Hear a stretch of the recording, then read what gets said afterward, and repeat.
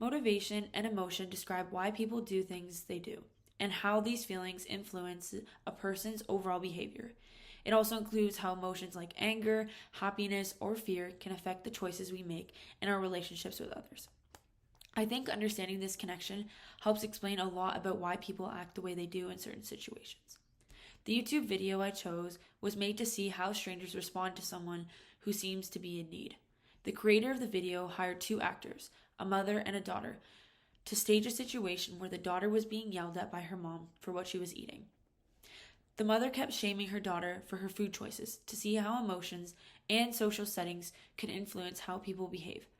I picked this video because I wanted to understand how emotions like anger or embarrassment can shape people's actions in everyday life and how others might react when they see something like this happen in public. The first concept I chose was the approach versus avoidance motivation.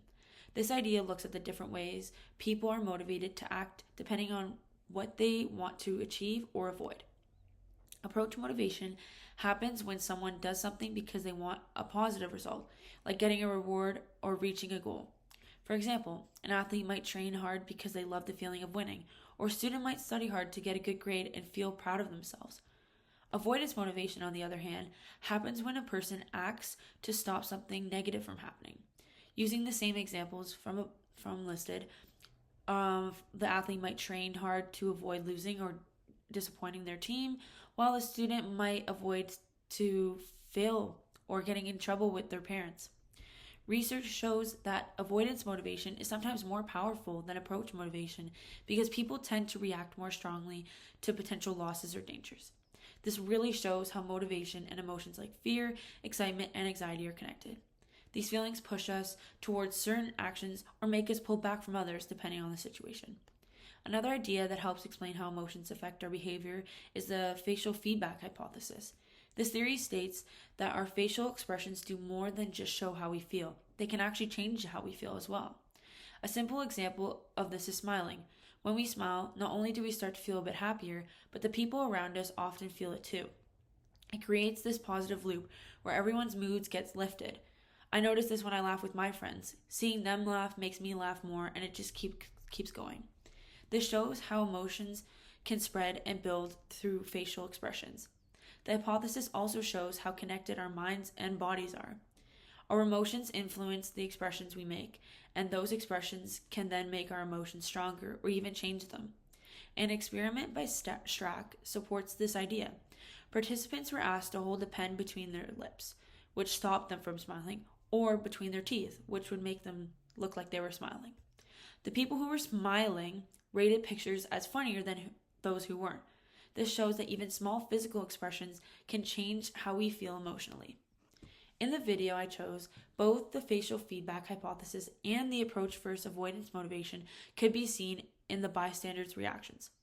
Facial feedback was clear because many of the bystanders' expressions show concern, worry, or empathy as they watch the daughter get yelled at.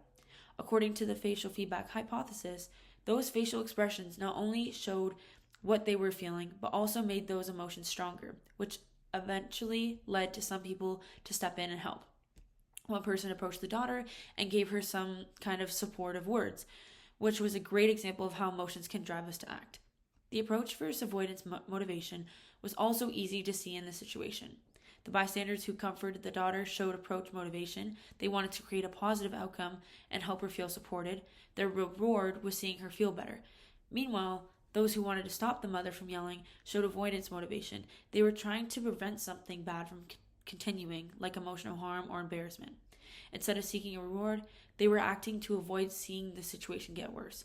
Both motivations show how emotions and moral instincts push people to take action in social settings. Looking at these concepts really changed how I think about why people act the way they do. Before learning about them, I used to believe that people helped others just out of kindness, but now I realize that our actions are shaped by a mix of different motivations: the desire to make things good and the desire to stop bad things from happening. The facial feedback hypothesis also helped me see how our expressions can actually shape our emotions and behaviors. In the video, the people who showed empathy or concern through their facial expressions were also the ones more likely to step in and help. That connection between expression and action really stood out to me. Understanding these ideas has also helped me think about how I interact with people every day. It has made me more aware of how emotions influence behavior and how I can use that to communicate better and be more empathetic. Recognizing approach versus avoidance motivation helps me understand why people might react in a certain way in stressful or emotional situations. And understanding the facial feedback hypothesis reminds me that something simple as smiling or nodding or showing concern can have a real impact.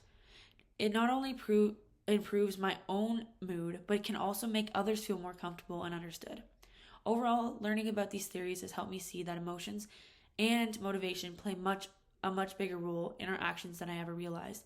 They are at the heart of what makes us human.